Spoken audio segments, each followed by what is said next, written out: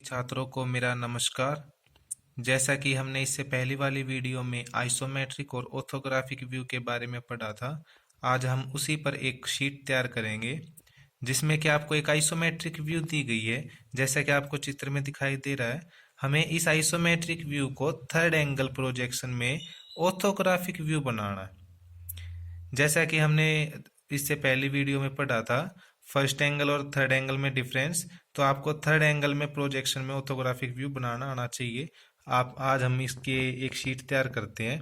उसको करने से पहले हमें स्टार्टिंग में क्या करना है वो देखें। उसके लिए हमें स्टार्टिंग में पहले ग्राफ तैयार करना होता है, और ग्राफ तैयार करने के लिए हमें सबसे पहले एक प्लस का साइन लगाया है। प्लस का साइन यानी कि आपके चारों क्वाड्रेंट तैयार हो जाएंगे, फर्स्ट सेकंड और थर्ड फोर्थ। इसमें आपको क्या करना है, जो आप सेंटर लाइन लगाओगे, प्लस का साइन बनाओगे, उसके सेंटर पॉइंट से चारों साइड में एक एक सेंटीमीटर का डिफरेंस जरूर छोड़ोगे। जैसा कि चित्र में दिखाया गया है, चारों साइड एक एक सेंटीमीटर का डिफरेंस है। इस डिफरेंस का पर्पज बस यही है ताकि आपको जो व्यू बनाओगे अभी चारों साइड, तो वो आपको अलग अलग दिखाई दे। अगर आप ये स्पेस नहीं छोड़ोगे तो आपका वो चारों व्यू अलग अलग ना दिखाई दे के एक ही व्यू दिखाई देगा। इसीलिए हमने इसको थोड़ा सा स्पेस दिया है। अब जैसे कि हमने क्वेश्चन में पढ़ा है, इस व्यू आइसोमेट्रिक व्यू को देख के हमें थर्ड एंगल प्रोजेक्शन में बनाना, तो हमने पता है सबसे पहले हमें फ्रंट, साइड और टॉप का पता होना चाहिए कौन सी चीज कहाँ बनेगी।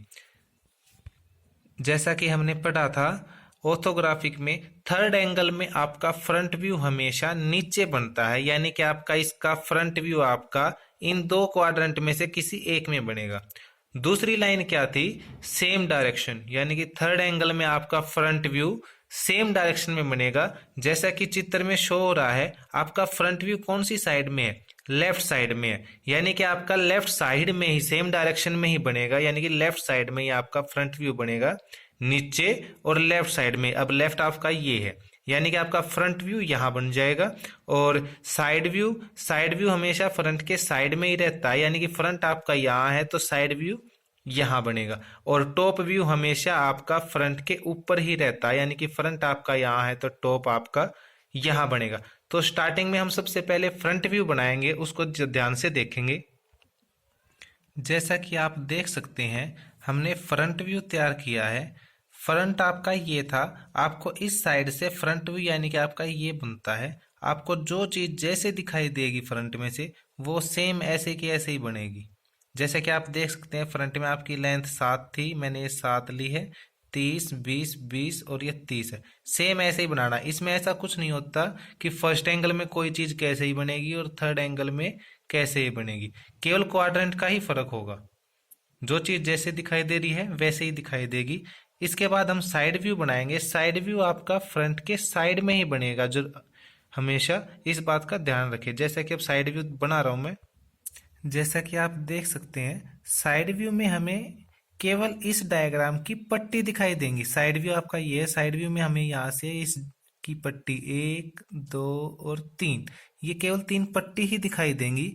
इस बात का ध्यान रखें। साइड व्यू की जो हाइट होती है, हमारी हाइट फ्रंट के बराबर ही होती है, क्योंकि देख सकते हैं आप, ये भी 30 है और ये भी 30 ही है, आपकी सेम हाइट रहेगी, ये ऊपर नीचे नहीं होंगी बिल्कुल भी।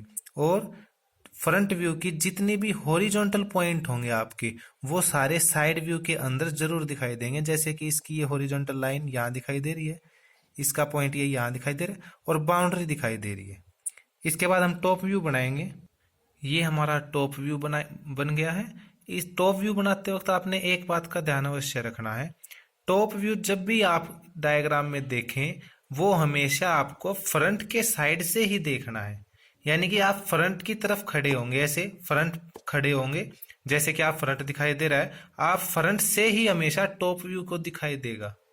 जैसे कि टॉप व्यू में हमें ये वर्टिकली आपकी ये बेस दिखाई दे रहा है, 1 2 3, 1 2 3। अगर आप इसको साइड से देखेंगे तो आप देख सकते हैं, इसको आपको आयत की तरह दिखाई देगा, यानी कि हॉरिजॉन्टल में। तो आप इस बात को अवश्य ध्यान रखें, जब भी आप टॉप व्यू को बनाए तो हमेशा फ्रंट व्यू के साथ ही खड़े हों। फ्रंट व्यू जहां से दिखाई दे रहा है, आप उसी साइड से देखेंगे टॉप व्यू को। अगर आप साइड व्यू से देखेंगे तो आपका गलत बनेगा, आपको नंबर नहीं दिए जाएंगे उसके। इस बात का अवश्य ध्यान रखें। टॉप व्यू को हमेशा फ्रंट से ही देखना है आपको। टॉप व्यू के बाद जैसा कि मैंने आपको बताया था, एक क्वाड्रेंट बाकी रहता है आपका, आपको उसमें हमेशा एक वर्ग बनाई देगा, यानी कि साइड व्यू की जो मैक्सिमम आपकी लेंथ है, लेंथ पॉइंट है, यानी कि इसका लेंथ ये है आपका, इसका मैक्सिमम पॉइंट आपका यार इसकी सीध में एक लाइन जाएगी आपकी ऐसे, और टॉप व्यू की हॉरिजॉन्टल लाइन मैक्सिमम जो भी है यहाँ तक है, तो इसकी सीध में एक आपकी हॉरिजॉन्टल लाइन जाएगी, तो आपकी हमेशा ये लाइन मिल के आपका यहाँ एक वर्ग बनाई देगा। इस चीज का ध्यान रखें, अगर आपका यहाँ वर्ग नहीं बनता है तो आपका ये क्वेश्चन कहीं ना कहीं गलत है, आपने लाइन गलत लगाई है, और आपको फिर ये सेंटर पॉइंट से, ग्राफ के सेंटर पॉइंट से एक बिंदुदार यानी कि डॉटेड लाइन लेनी है।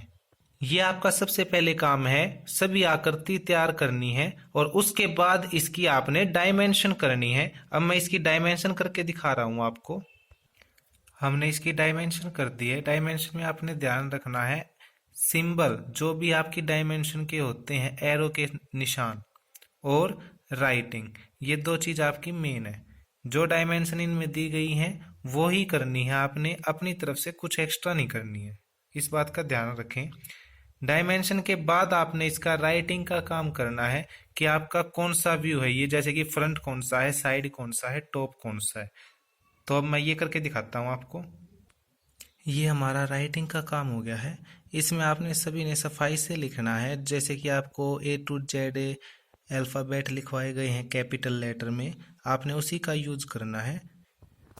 फ्रंट, साइड, टॉप, प्रोजेक्शन और all dimension are in mm, क्योंकि आपने जो ये डायमेंशन शो की हैं इसमें आपने हर एक के आगे mm नहीं लिखना है, आपने जैसे इसमें डायग्राम में दिया गया है वैसे लिखने हैं, और नीचे लिख देंगे all dimension are in mm। तो सभी बच्चे अपनी आप प्रैक्टिस करेंगे, आज इसको बना के देखेंगे।